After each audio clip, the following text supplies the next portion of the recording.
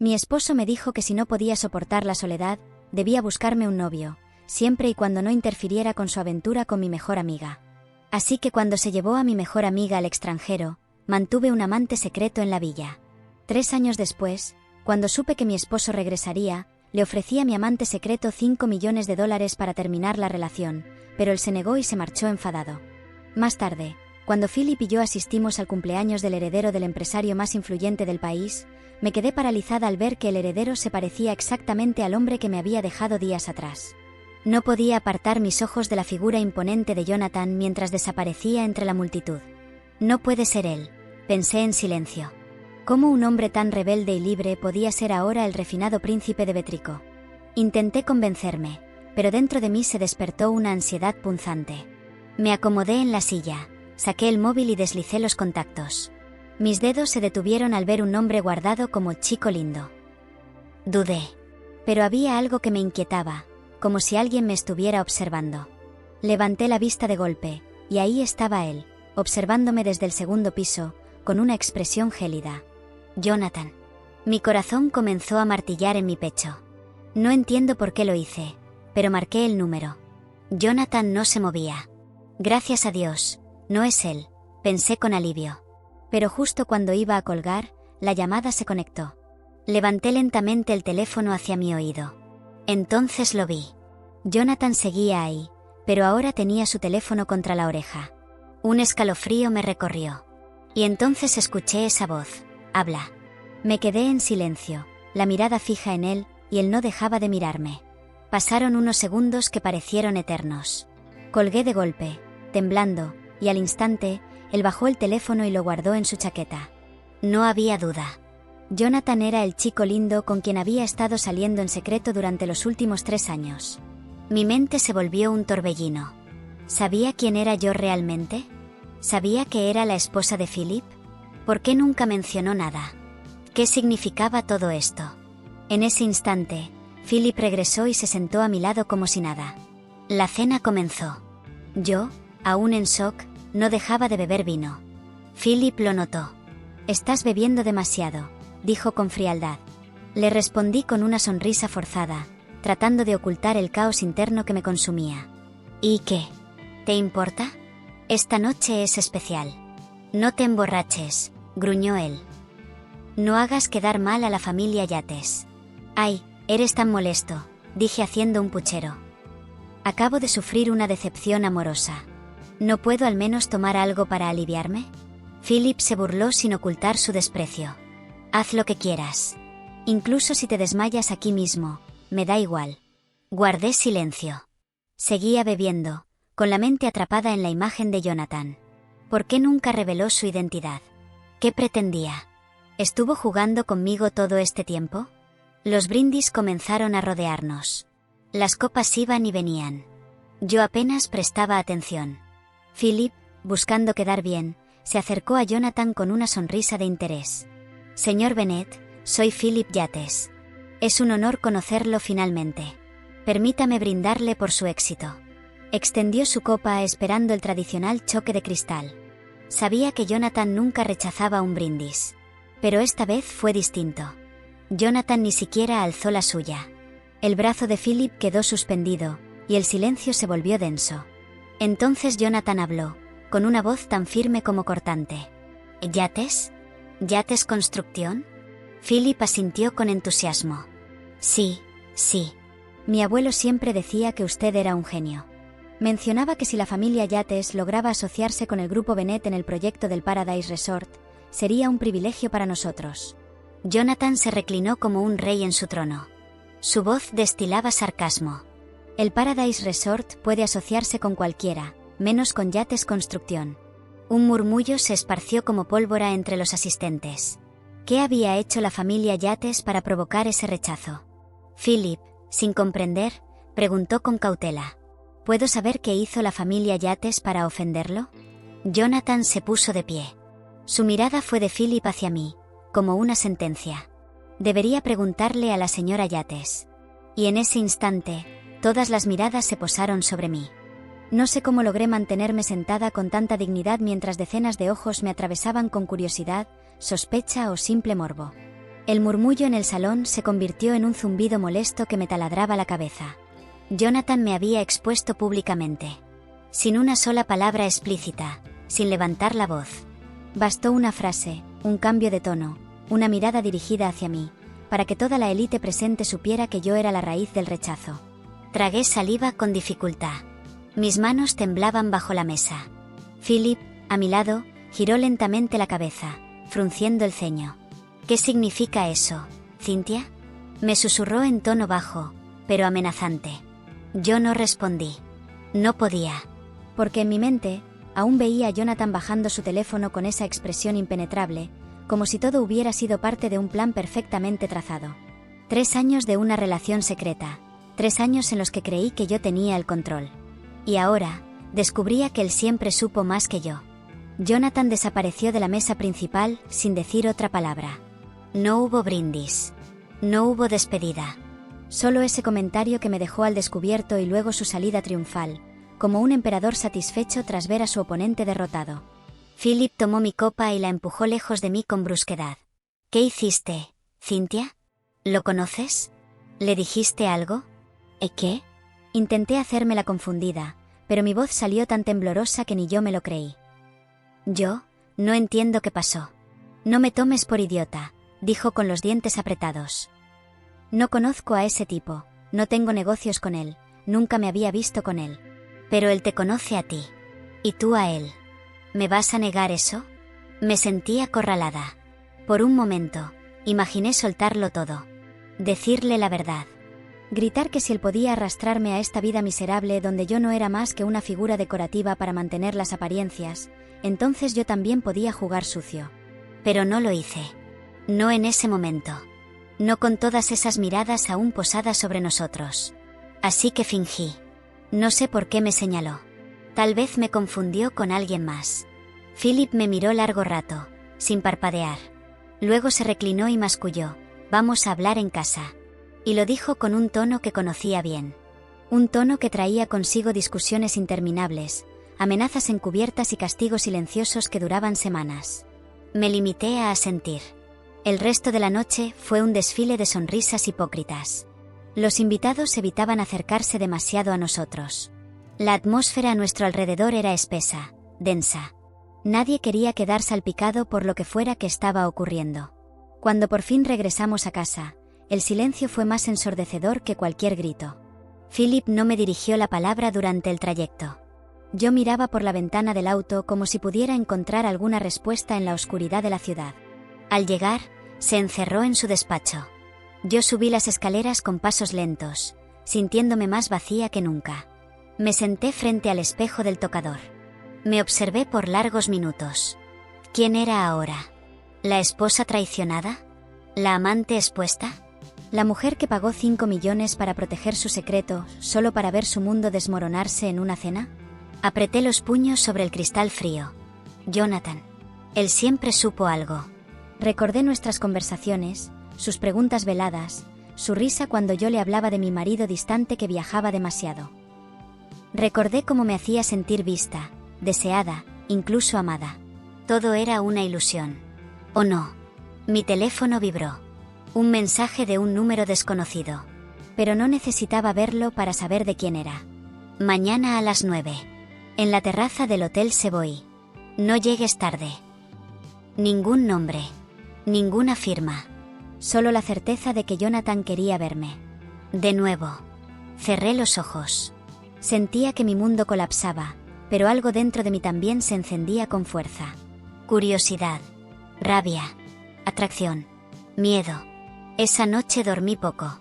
Cada vez que lograba cerrar los ojos, veía su rostro, o revivía el momento en que nuestras miradas se cruzaron desde el segundo piso. Al amanecer, me levanté sin hacer ruido. Philip aún dormía. Me vestí con un conjunto discreto, recogí el cabello y salí antes de que despertara. Cuando llegué al Savoy, la terraza estaba casi vacía. Solo él, de pie, junto a la baranda, contemplando el horizonte como si pudiera predecir el futuro. Caminé hasta él. No dijo nada. Tampoco yo. Solo cuando estuve lo suficientemente cerca, su voz rompió el aire. ¿Por qué me ofreciste dinero? Su tono no era de reclamo. Era puro desprecio. Tragué saliva. Quería protegerte. No mientas, replicó. Querías protegerte tú. A ti misma. Tu reputación. Tu lugar junto a ese idiota. Te creí diferente, Cynthia. Por primera vez en años, me sentí vulnerable. Y eso era más aterrador que cualquier amenaza. Nunca quise que pasara esto, susurré. Él giró lentamente, con los ojos clavados en los míos. Tarde o temprano, todo lo oculto sale a la luz. Tú decidiste en qué lado de esta historia querías estar. Yo solo me encargué de mostrarle al mundo quién eres. Quise gritarle que no era justo. Que yo había sufrido. Que Philip me había destruido mucho antes de que él llegara a mi vida. Pero no dije nada. Porque quizás tenía razón. Tal vez todo esto no se trataba de amor, ni de venganza. Tal vez era simplemente justicia. Me quedé de pie, frente a Jonathan, con el corazón encogido. Era la primera vez en mi vida que no sabía qué decir. Él no necesitaba gritar para hacerme sentir como si hubiera fallado en todo. Su mirada lo decía todo. Yo había sido su refugio. O al menos eso creía. Ahora era simplemente una decepción. Él me dio la espalda y se alejó unos pasos, como si ni siquiera soportara tenerme cerca. ¿Por qué no me lo dijiste?, pregunté, sintiendo como mi voz se rompía. ¿Por qué no dijiste nunca que sabías quién era yo? Jonathan soltó una risa amarga, sin girarse. ¿Decírtelo para qué? ¿Para darte una excusa perfecta y desaparecer? ¿Para que fingieras sorpresa y después buscaras la forma más elegante de huir sin manchar tu conciencia? Nunca te pedí que dejaras a tu marido. Solo quería que fueras sincera. Solo eso. Caminé lentamente hacia él. Cada paso me pesaba como si el suelo me condenara. Yo fui sincera contigo. No sabías mi nombre real, no sabías dónde vivía, ni sabías quién era mi esposo. Nunca te mentí directamente. No hacía falta que lo hicieras, interrumpió. Tus silencios lo hicieron por ti. Tus medias verdades, tus huidas cuando te preguntaba por tu pasado. ¿Nunca te preguntaste por qué nunca insistí demasiado? Porque ya lo sabía todo. Lo sabía desde el principio. Mi cuerpo se tensó. Sentí que el aire se volvía más denso. ¿Desde el principio?, repetí, como si necesitara confirmar que había escuchado bien. Sí, dijo él, finalmente volteando a mirarme. Desde el primer día que pusiste un pie en aquella villa, sabía exactamente quién eras. Sabía que eras la esposa de Philip Yates. Sabía que tu esposo había desaparecido con tu mejor amiga. Y sabía que estabas sola, herida, desesperada por no sentirte vacía. Mi mente giraba en espiral. ¿Por qué, entonces, había jugado ese juego durante tanto tiempo? ¿Por qué se había acostado conmigo, compartido risas, caricias, madrugadas enteras entre sábanas ajenas, si ya conocía mi verdad? ¿Y por qué seguiste?, pregunté con un hilo de voz. Jonathan se acercó. Sus ojos se clavaron en los míos. Porque me enamoré de ti, Cynthia. Me enamoré de la mujer que fingía no tener pasado, que sonreía como si no arrastrara un matrimonio muerto detrás, que me miraba como si yo fuera el único hombre capaz de hacerla sentir viva otra vez. Me enamoré de esa ilusión. Pero tú no eras una ilusión, ¿verdad? Tú eras la esposa perfecta, la señora Yates, la mujer que prefería ocultarse que enfrentarse al mundo. Me aparté con un leve tambaleo. Sentí que el suelo cedía un poco. La mañana en la terraza del hotel se convirtió en un campo de batalla emocional. Los recuerdos me golpeaban sin piedad. Las veces que me quedaba dormida sobre su pecho, las noches en que me contaba sobre sus sueños de romper con el legado de su familia. Las veces que me dijo algún día seré alguien que no necesite esconderse. Y yo solo pensaba en cómo sostener dos mundos que no podían coexistir. No fui cobarde, dije de pronto, con lágrimas asomando en mis ojos. Estaba atrapada.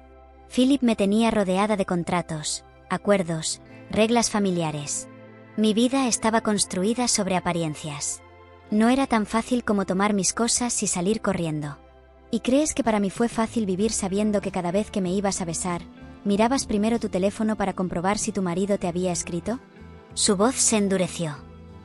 O ver cómo te escondías y veías a algún conocido por la calle. ¿Te pareció justo que yo fuera tu sombra? No respondí. No podía. Porque todo lo que decía era cierto.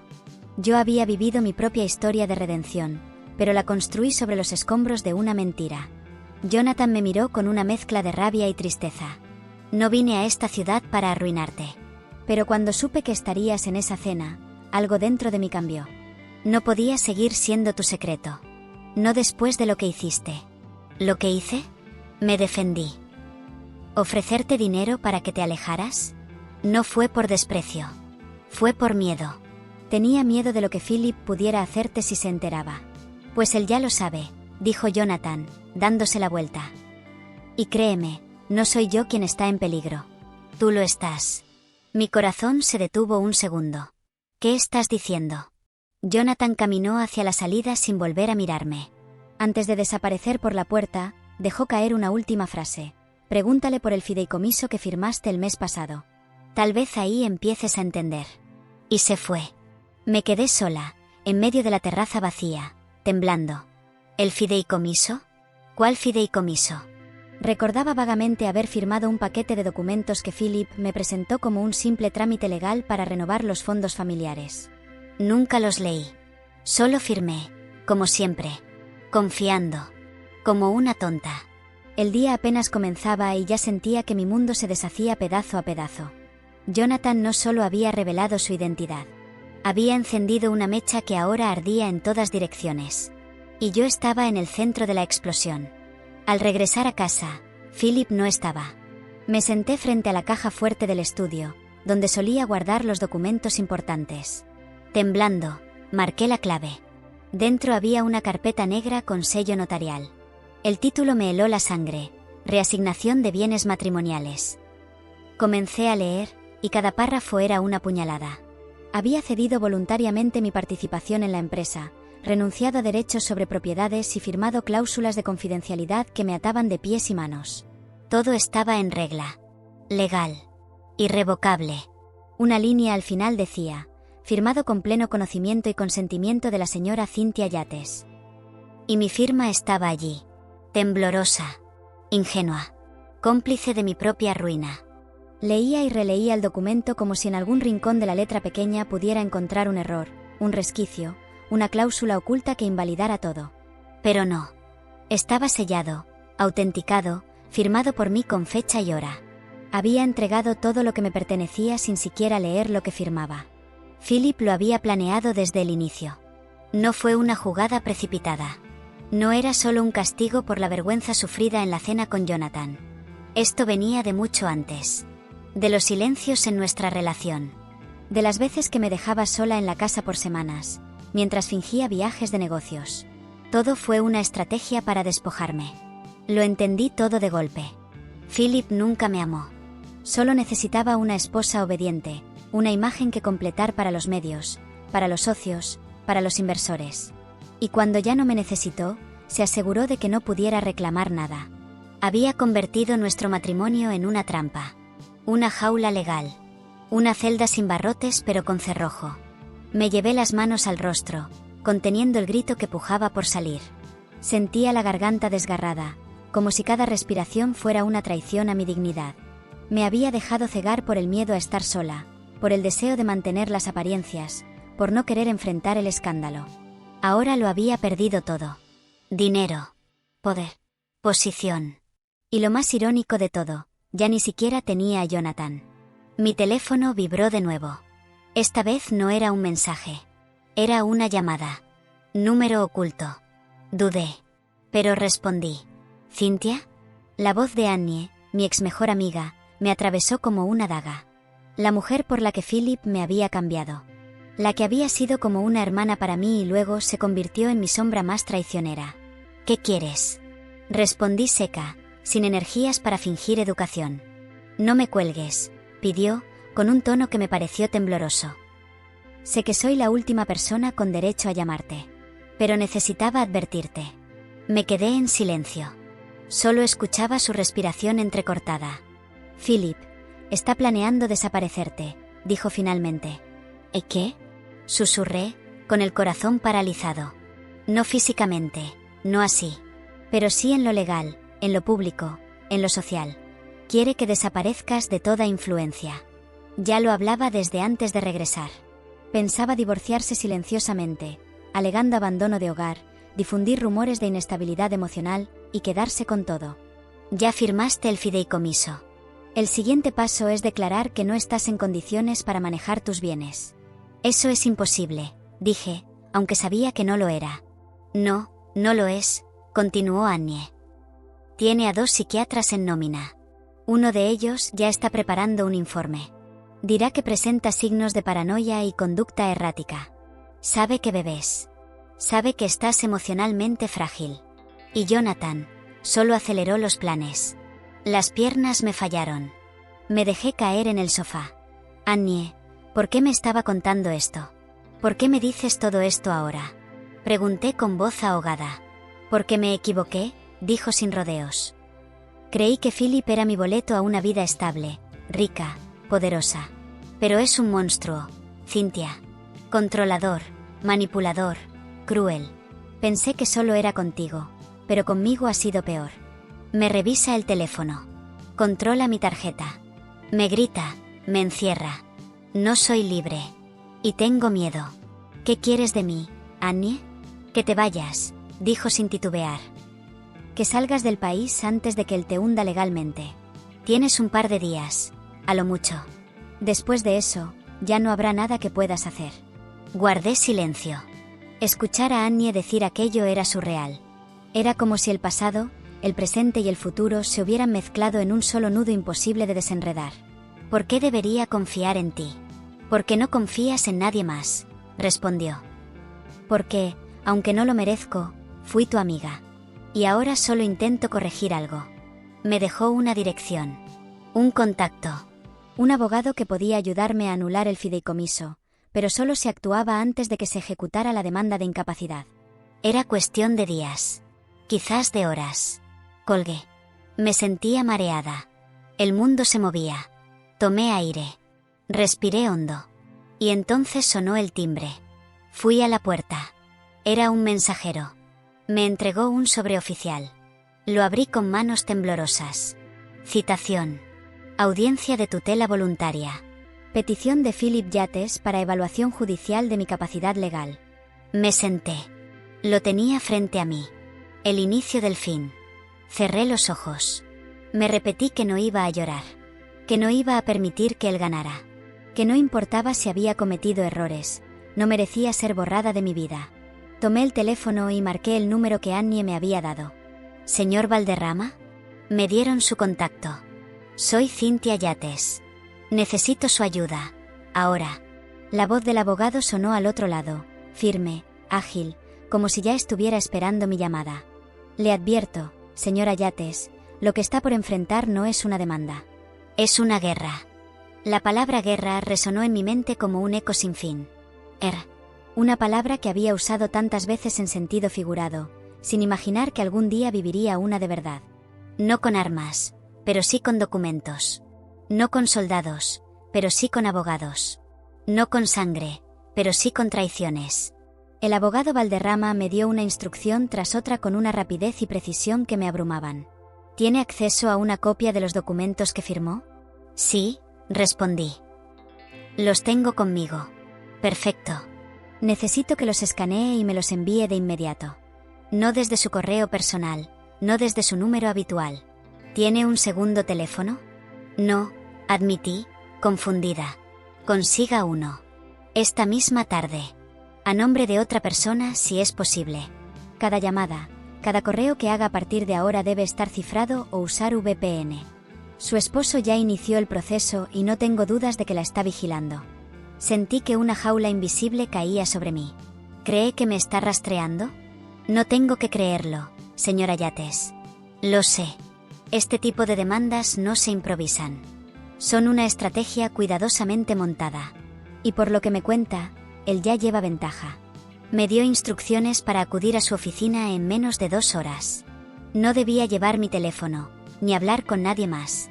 Era como si me estuviera preparando para un escape clandestino. Y de alguna forma, lo era. Me puse un abrigo largo, recogí el cabello, salí por la puerta trasera y tomé un taxi aleatorio. Ni siquiera sabía si estaba exagerando, pero algo en mi instinto me decía que ya no había lugar para la ingenuidad. Al llegar a la oficina del abogado, un edificio discreto en una calle olvidada de la ciudad, me recibió una joven con expresión alerta. Me guió hasta un despacho en el piso superior. Allí estaba él. Enrique Valderrama. No era el abogado elegante y frío que esperaba. Tenía aspecto de guerrillero retirado, con barba de 3 días, camisa sin corbata y una mirada que parecía haberlo visto todo. «Siéntese, Cynthia», dijo sin rodeos. Lo hice. Él tomó los documentos que había llevado. Los leyó sin pausa durante varios minutos. Luego exhaló despacio. «Bien», dijo al fin. «Hay lagunas. No muchas, pero suficientes. ¿Puede anularlos?», pregunté sin aliento. «Podría. Pero eso es solo el principio. Aquí no se trata solo de anular un fideicomiso. Su esposo quiere demostrar que usted no está en condiciones de manejar nada. Si logra que un juez le conceda esa tutela legal, todo lo que anulemos será inútil. Porque usted no tendrá derecho a firmar ni un recibo de supermercado». Me encogí en la silla. «¿Qué puedo hacer?». «Demostrar que está sana, estable, lúcida. Y para eso, hay que pensar como él. Si él va a presentar informes médicos cuestionando su estado mental, nosotros debemos presentar mejores informes, de especialistas sin vínculos con usted, que avalen su equilibrio. Además, necesitamos un movimiento mediático». ¿Mediático? Sí. Una entrevista. Un vídeo.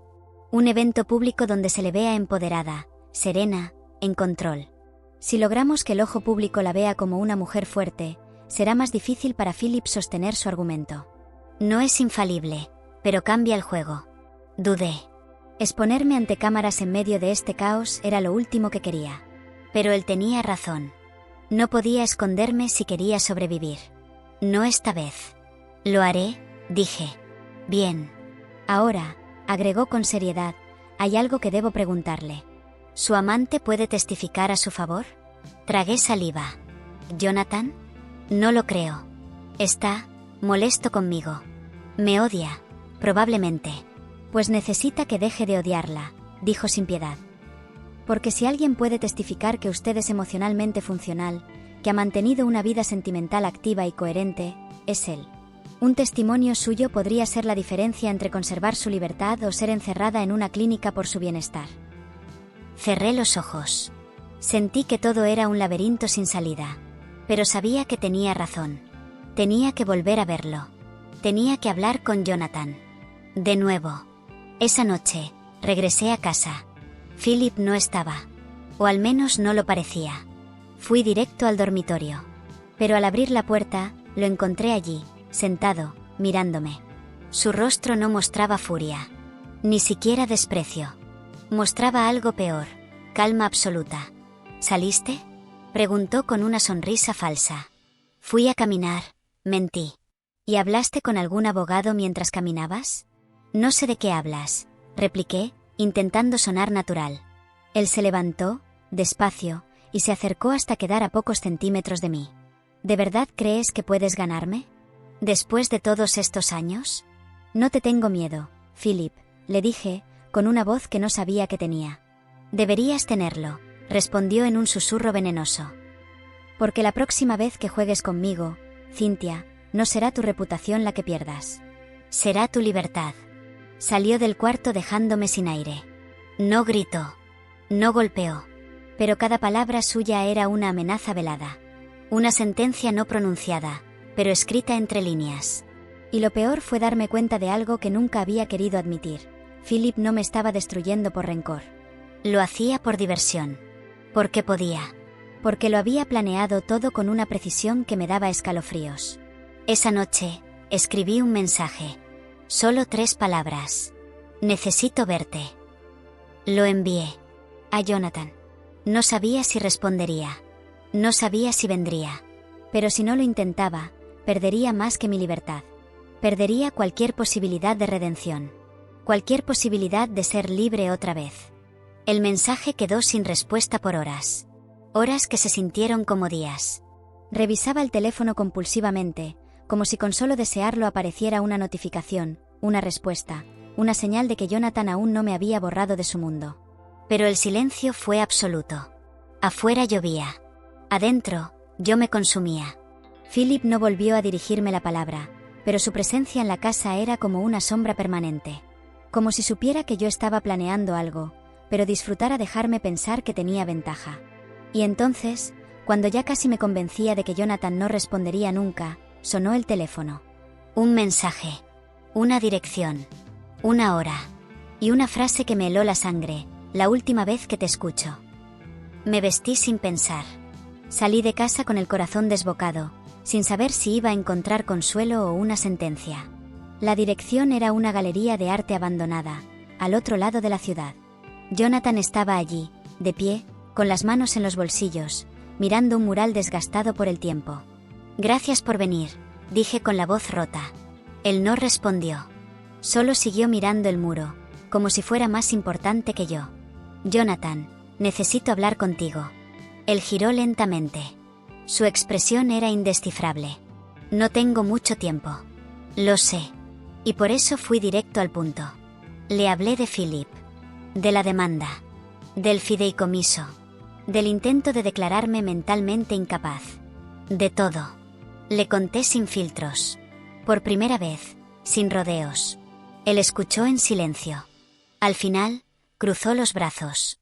«¿Y ahora quieres que testifique a tu favor?» «No quiero usarte», respondí.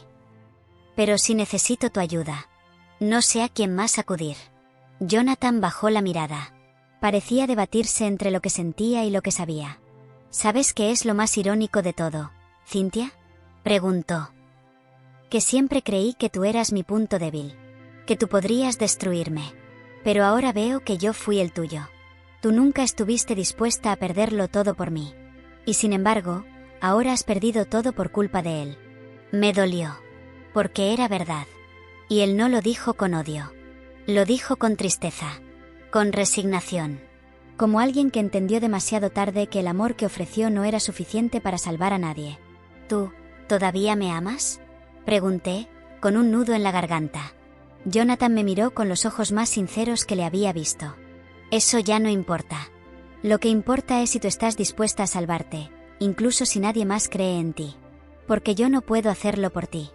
No esta vez». Me quedé callada. Y entonces él suspiró. «Testificaré», dijo. «Pero no por ti.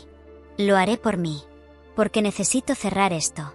Necesito ponerle fin a estos 3 años de mentira, de escondidas, de medias verdades.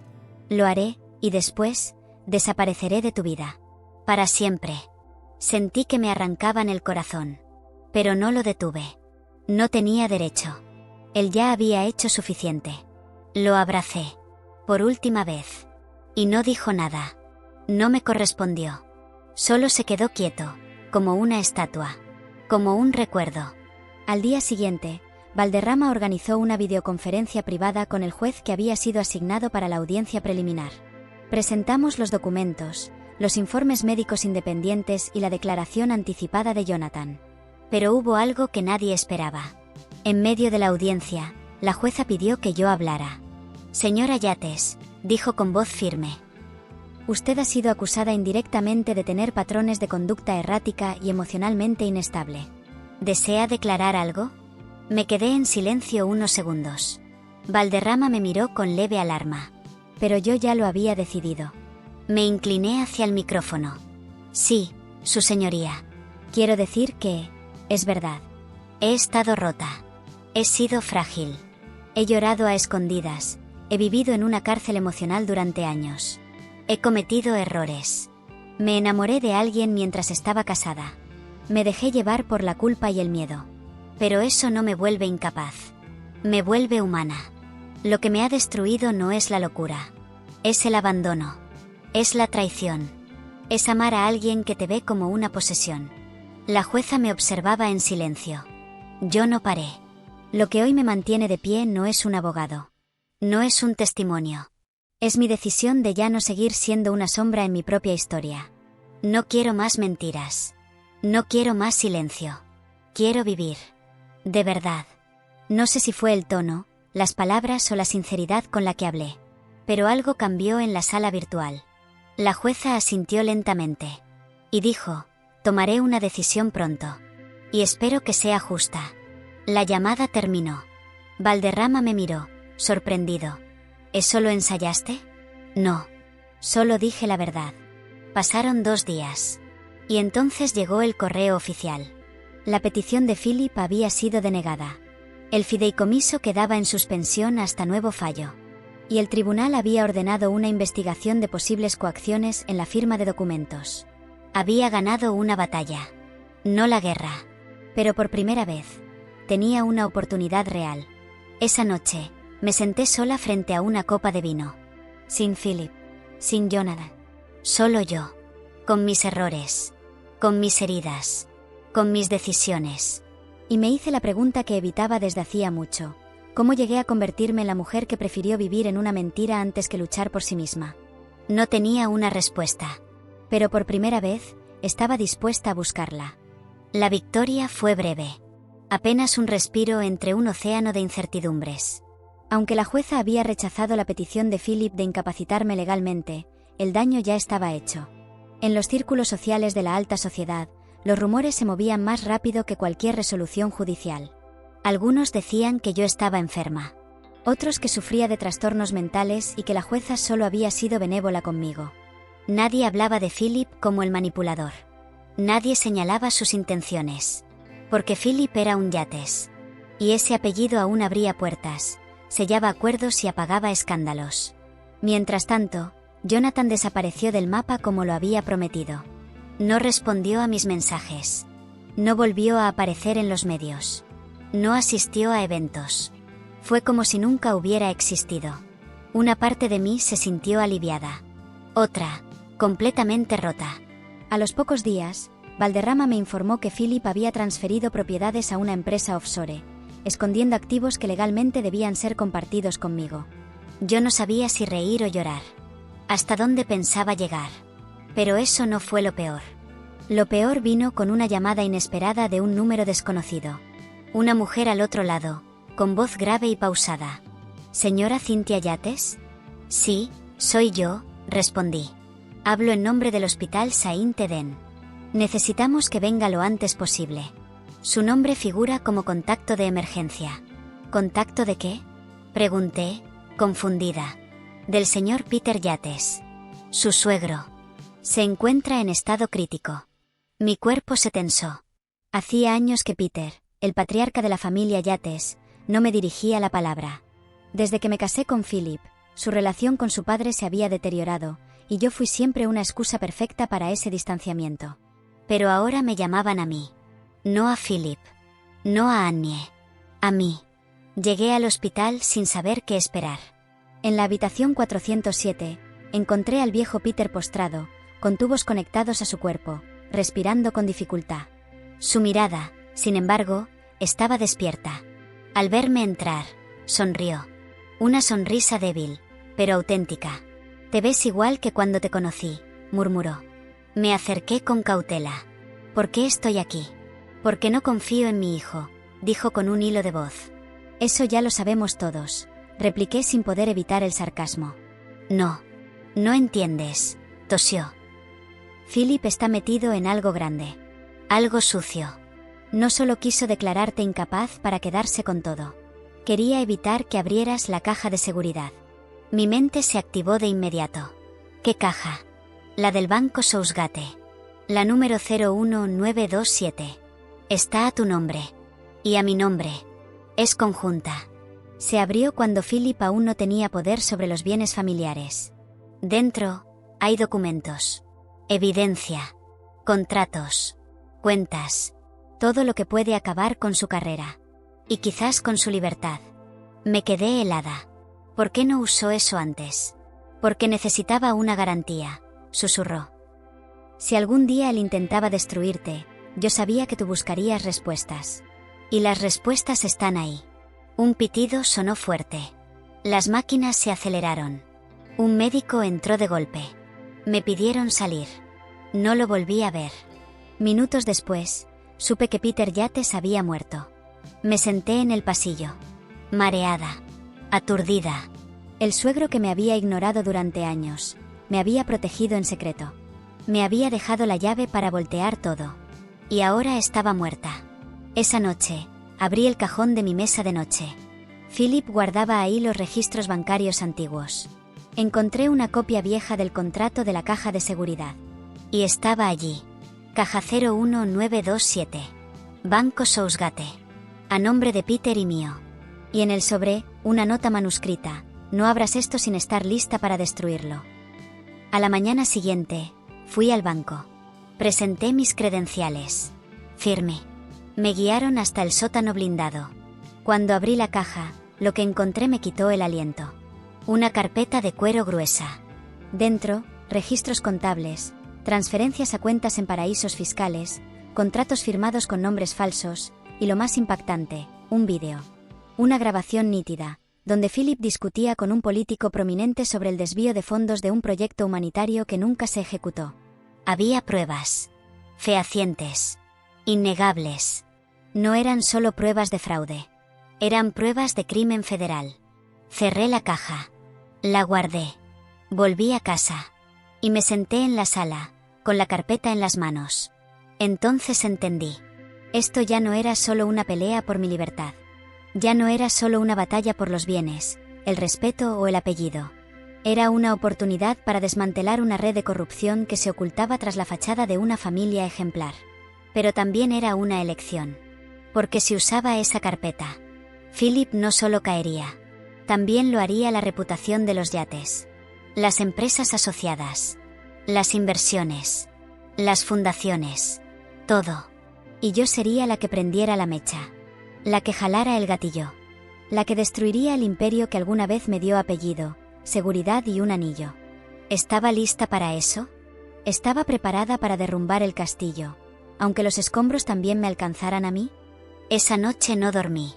Ni un solo minuto. Me quedé sentada en la sala, con la carpeta sellada entre las manos. Cada vez que intentaba dejarla en la mesa, algo me hacía abrazarla de nuevo, como si mi vida entera dependiera de no soltarla. Porque, en realidad, dependía. El contenido de aquella caja de seguridad no solo podía salvarme, podía acabar con todo.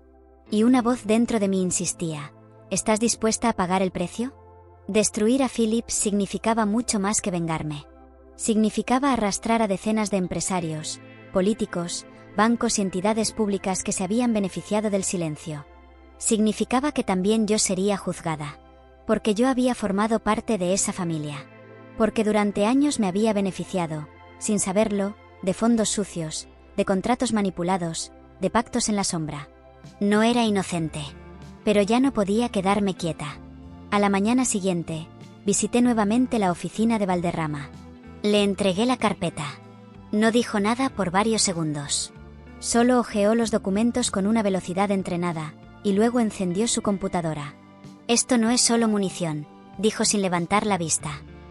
«Esto es una bomba atómica.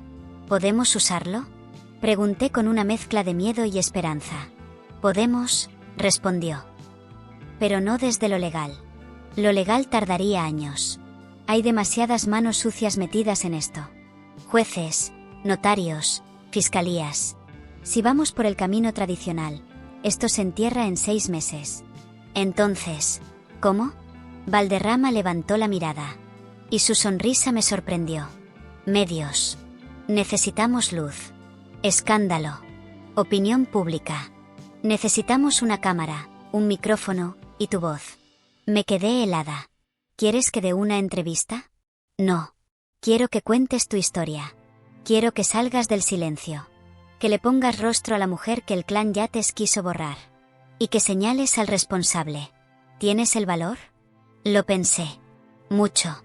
No por miedo a Philip, sino por miedo a mí misma. ¿Sería capaz de verme en un vídeo viral, relatando mi humillación, mi caída, mi traición? ¿Podía desnudar mi alma frente a millones, solo para asegurar que la verdad saliera a la luz? Sí, podía. Porque si no lo hacía ahora, no habría otra oportunidad. Hagámoslo, dije al fin. 2 días después, estaba sentada frente a una cámara en un estudio sencillo, con Valderrama a mi lado y un periodista que había sido despedido años atrás por intentar denunciar corrupción en medios nacionales. Sabía que él no vendería mi historia. Sabía que estaba dispuesto a jugársela. ¿Lista?, me preguntó. No, pero igual voy a hacerlo. El vídeo comenzó. Y yo hablé. Conté todo. Desde el inicio. Mi matrimonio con Philip. Su relación con Annie. Mis años de abandono. La relación con Jonathan. El intento de Philip de declararme incapaz. La caja de seguridad. La muerte de Peter. Y finalmente, los documentos. No mencioné nombres de políticos. Pero di pistas claras. Mostré pruebas. Rostros. Firmas. Transferencias. Y luego, hablé de mí. De mi vergüenza. De mi miedo. De mi deseo de redimirme. De ya no querer ser cómplice por omisión. El vídeo duró casi 30 minutos. Fue subido a una plataforma independiente y compartido por miles de usuarios que, al principio, no creían que fuera real. Pero luego comenzaron a verificar. Unos reconocieron contratos. Otros, movimientos financieros. Y en menos de 12 horas, mi rostro estaba en todos los canales. No como la esposa del heredero Yates, sino como la mujer que se atrevió a romper el pacto de silencio. Philip estalló. Esa misma noche apareció en la puerta de la casa, furioso. ¿Qué demonios hiciste?, gritó mientras arrojaba su abrigo al suelo. ¿Estás loca? ¿Tienes idea de lo que acabas de provocar? Me mantuve de pie frente a él. Ya no era la misma. Ya no era la mujer que lloraba en silencio. Ni la que escondía su celular como una adolescente atrapada. Dije la verdad, respondí con frialdad. La verdad te destruirá, gritó. Tú también eres parte de esto. Nadie va a creerte inocente. Entonces que lo juzgue el mundo, dije. Yo ya me juzgué. Y no pienso callar más. Philip me miró como si no me reconociera. Y en su rostro, por primera vez, vi miedo. Miedo real. Porque sabía que ya no tenía poder sobre mí. Porque sabía que ya no podía amenazarme con documentos, ni con psiquiatras, ni con fama. Me fui al cuarto. Cerré la puerta. No volví a verlo hasta el día siguiente. En las noticias. Cuando se emitió un comunicado oficial, Philip Yates, empresario vinculado a la construcción de proyectos gubernamentales, es investigado por desvío de fondos, evasión de impuestos y cohecho internacional. Había comenzado. La caída. La guerra. La limpieza. Pero también, la persecución. Las amenazas llegaron rápido. Correos. Llamadas anónimas. Advertencias de que no tirara de más hilos. Valderrama contrató seguridad. Yo fui escoltada por un par de agentes civiles. No podía salir sola. No podía recibir visitas. Pero estaba tranquila. Porque, por primera vez, era dueña de mi historia. Dueña de mi voz. Y mientras miraba por la ventana del apartamento temporal en el que ahora vivía, me hice una nueva pregunta. Una que nunca me había permitido formular. ¿Quién soy yo, cuando nadie me dice qué debo ser? La respuesta aún no la conocía. Pero estaba dispuesta a descubrirla. Los días siguientes fueron una mezcla de incertidumbre, ataques mediáticos y también, solidaridad. Contra todo pronóstico, la opinión pública no me sepultó. Al contrario, comenzaron a llegar mensajes. De mujeres. De hombres. De personas que habían vivido atrapadas en relaciones de poder, en estructuras donde hablar era traicionar. Pero también comenzaron a surgir otras voces. Voces incómodas. Voces que no me conocían, pero que aseguraban que yo era solo una oportunista. Que si realmente quería justicia, no habría esperado tanto. Que había sido amante. Cómplice. Y ahora, solo quería fama. Al principio dolía. Dolía leer cada comentario que me convertía en villana. Pero luego entendí que no se trataba de convencer a todos. Que no necesitaba redención universal, sino personal. Y eso, solo yo podía construirlo. Valderrama trabajaba día y noche. Los documentos filtrados se convirtieron en la base de una investigación formal. La fiscalía abrió expediente, y Philip fue citado a declarar. Intentó negar todo. Negó la caja. Negó las transferencias. Negó incluso que su padre le hubiera advertido de algo. Pero los registros eran claros. Y más importante aún, otros comenzaron a hablar. Ex-socios. Ex-empleados. Contadores. Todos habían callado por años. Pero cuando vieron que alguien había encendido la primera chispa, se atrevieron a acercarse. Era como si yo hubiera roto un dique. Y ahora, la verdad salía como una inundación imposible de contener. Mientras tanto, mi vida se dividía entre reuniones legales y sesiones con una terapeuta que Valderrama me obligó a aceptar. Al principio fui a regañadientes. Pero luego, Algo cambió. Porque en cada sesión no solo hablábamos de Philip. Hablábamos de mí. De cómo había perdido mi voz. De cómo había dejado que otros decidieran por mí. De cómo me había convertido en alguien que solo reaccionaba, pero que nunca elegía. Y fue en una de esas sesiones donde escuché la frase que me marcó: a veces, para nacer de nuevo, no basta con sobrevivir, hay que morir del todo. Y así lo hice. Dejé morir a la Cynthia que vivía para agradar. La que se maquillaba por miedo a decepcionar. La que se escondía detrás de un apellido. Dejé morir a la esposa perfecta. A la mujer decorativa. A la señora Yates. Comencé a reconstruirme. Comencé a escribir. No solo declaraciones legales. Escribía cartas a mí misma. Cartas que nunca enviaría. Cartas donde me perdonaba. Donde me abrazaba. Donde reconocía mis errores sin crucificarme por ellos. Empecé a recordar quién era antes de Philip. Antes de Annie. Antes de Jonathan. Empecé a hacer ejercicio. A cocinar para mí. A mirar mi reflejo sin esperar aprobación. Y un día, sin aviso, recibí un correo. De Jonathan. Solo decía: vi el vídeo. Espero que ahora sí seas libre. Gracias por no rendirte. Lloré. No de tristeza. De alivio. De cierre. Ya no necesitaba que regresara. Su mensaje fue suficiente. Porque por primera vez, sentí que el pasado no me dolía, solo me explicaba. Philip, en cambio, fue arrestado de forma preventiva semanas después. La noticia se esparció como fuego. Empresarios comenzaron a deslindarse. Políticos negaban cualquier relación. El imperio Yates se resquebrajaba. Y yo lo veía sin placer, pero con paz. Porque no lo hacía por venganza. Lo hacía por justicia. La misma que le había sido negada a tantas mujeres como yo. A tantas personas atrapadas en estructuras invisibles. La prensa intentó entrevistarme. Rechacé todas. Menos una. Una pequeña periodista independiente, joven, nerviosa, con la voz temblorosa. Me dijo: mi madre vivió lo mismo que usted. Pero nunca se atrevió a hablar. Murió sin que nadie supiera la verdad. Usted habló. Y yo solo quiero que otras la escuchen. Acepté. Grabamos en un parque, sentadas en una banca. No hubo producción. Ni focos. Solo dos mujeres, hablando de heridas, de rabia, de esperanza. Ese vídeo se volvió más viral que el primero. Porque no mostraba pruebas. Mostraba humanidad. Y eso, entendí, era más poderoso que cualquier expediente. Un día recibí una carta. Escrita a mano. De Annie. Me pedía perdón. Decía que ahora entendía lo que había hecho. Que Philip la había manipulado. Que vivía vigilada. Que se sentía atrapada. No le respondí. No porque la odiara. Sino porque ya no necesitaba hacerlo. Ella era parte de un capítulo que ya no me dominaba. Y luego llegó el día.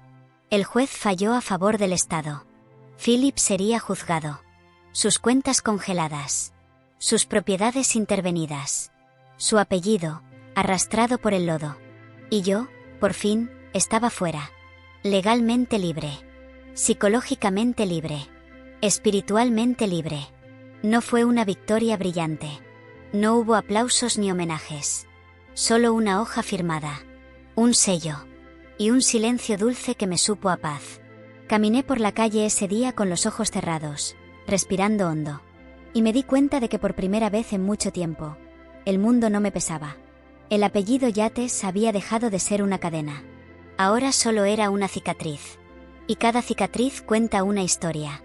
La mía no era perfecta. Pero era mía. Pasaron meses desde la caída definitiva del apellido Yates.